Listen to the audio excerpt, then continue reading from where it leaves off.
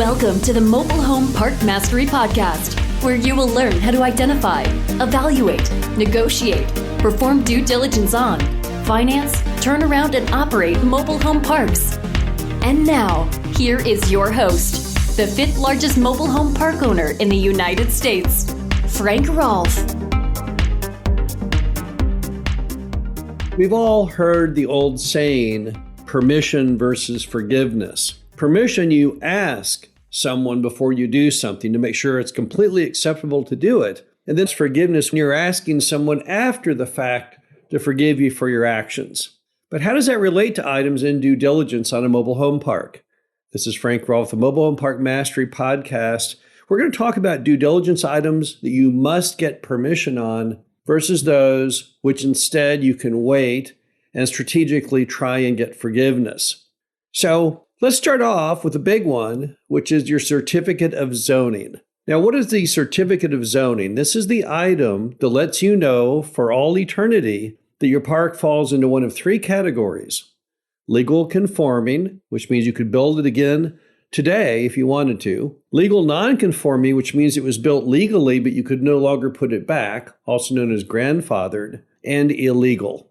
Now, if you fall into legal conforming or legal non-conforming, which is grandfathered, then you're typically fine. But if you fall into illegal, the park has no right to exist. And the problem is across America, there's many mobile home parks out there, some large, that have no legal basis to be there. I learned that on my very first park, Glen Haven, when I started scouting out the other parks around me, and I found just down the street from me was a mobile home park that was twice the legal size it was approved for. I could not believe the city let that exist, but yet they did. And later, I had parks tied up under contract in due diligence and found other parks in the Dallas-Fort Worth Metroplex that had no right to be there. It was kind of shocking that cities had never taken any action to shut them down. One told me they were going to wait around until the next owner bought it because the old guy that owned it they liked. He was well ingrained into the community, so they decided instead they would just wait till someone else bought it and then shut it down. The problem is if you have no legal right, then your investment is completely annihilated. So you have to get permission. You have to, on the front end, make sure that what you're buying is 100% legal to operate. Next, you have to make sure you have permission to bring in new homes or used homes to fill vacant lots. Now, it's very rare that you buy a mobile home park that day one is at 100% occupancy. Most parks you buy out there from moms and pops probably average about 80%, which means part of your turnaround strategy will be to fill those remaining vacant lots.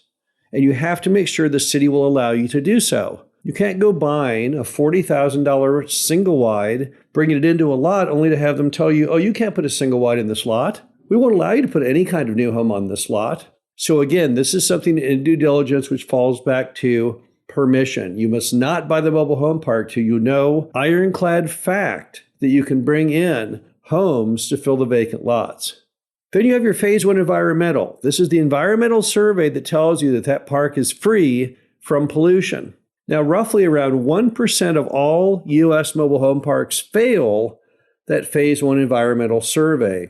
And what that means is if you're one of that unlucky person to buy that 1% that fail and you didn't do the test, your investment would be lost and maybe even worse because you're now personally liable for the cost to clean it. You simply have to get a phase one environmental in America today. You might say, well, but gosh, my mobile home park is in a residential neighborhood. That doesn't mean anything. A lot of the environmental problems with mobile home parks stem from prior owners and their own actions. A common one is that mom and pop at some point decided to tear down some of the old mobile homes and bury them on the property, which then triggered it becoming a landfill. So again, you must get permission. You must ask and get that phase one environmental done, and it must pass. Next, you have survey issues. You'd be shocked at all the survey issues we've seen over the past 30 years. Some that are just mind-blowing.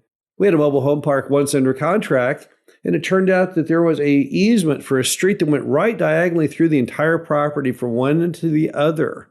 No one knew about it, looking at it, but yet the city was adamant they would not abandon the easement, that they did intend to build a road through it at some point. And of course, when they did that, it would completely destroy the value of the mobile home park. You would lose probably half of all of the lots. Not to mention the fact the park would be fractured. Half the park would be on one side of the street and half on the other. It would be a total mess. So you must get permission. You must be sure that that survey contains no flaws or changes like that at all. And the same on the title. If your title is messed up, then you don't really own that mobile home park. So you have to make sure that you use the proper title company and that any issues the title company has with the title must be corrected before closing. It doesn't matter how long it takes. We once had a deal that took 1 year for the owner to clear up his title problems. So again, these are all issues you must ask permission for, and you cannot move forward, not an inch. You cannot buy that mobile home park until these things are cleared up in advance. But then what about asking forgiveness? What kind of things can you strategically, tactically let slide, hoping that you may get away with it? And even if you can't get away with it, that you're then still okay. The first one is going to be property tax. So here's the situation. Most mobile home parks in the U.S. are probably assessed at too low a value. That's because most people do not understand mobile home parks. They have a stigma against mobile home parks. So as a result, many of the mobile home parks owned by moms and pops, when you look at buying them, will be at a rate far lower than what you're going to have to pay to buy it. The problem is that the tax assessor could, following the purchase, raise the property tax to meet what you paid. So you're going to go ahead and assign a value in your budget to buy the mobile home park based on a formula of the amount that you're paying, assuming that's the assessed value, and then applying to that the tax rate that you would pay to something at that cost. But what happens if, after buying it, they don't raise the tax that high? Because just because there's a trigger that says a property has been sold, you have two kinds of states, disclosure and non-disclosure. Louisiana is a disclosure state. You have to tell them what you paid, but in Texas, just across the border, you do not. They send you a request and you can throw it in the trash. And then what happens? Well, then they just kind of choose a number, and they often choose low. Now, there's no damage to you as long as you put in your budget the larger number if they go with a lower number than what you paid, and you're certainly not going to ever tell them that. So that's an issue where you can just kind of let it slide. You don't have to get involved, but you do have to budget appropriately. Another one is when mobile home overhang the neighbor's property. And you see this a lot of times in many mobile home parks when you look at the survey. This is one reason why, if you could, have your survey drawn that shows where each of the homes is located, because you'll find in a typical 50-space mobile home park, there's probably one or two that overhang the neighbor. Now, that's not really an issue or something you need to clarify as long as you have a plan to fix it. Now, how do you fix it? Well, in some cases, you could pull the home forward to get it off of the neighbor. That's a potential fix. Or in some states, you have the simple law of real estate that if you overhang someone and they do not notify you in writing within so many years, then it becomes yours. That's called the right of adverse possession.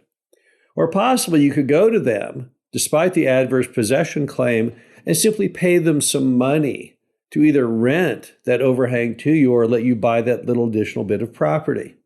But as long as you have a plan to fix it, you don't really want to poke the stick to say, hey, I'm overhanging you, because it may never come to light. So as long as you have the ability to fix it, again, you could ask forgiveness when it comes up, if it ever comes up, because typically it normally does not. Another item is if, when getting your certificate of zoning, the city gives you a number of lots which exceeds the number that you actually have. We've had that happen many times.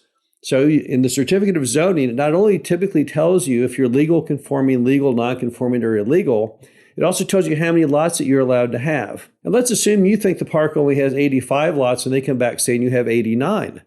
Well, that's their official opinion, is 89, which means you could theoretically add a couple more homes in that property and still be within 100% of what the law allows.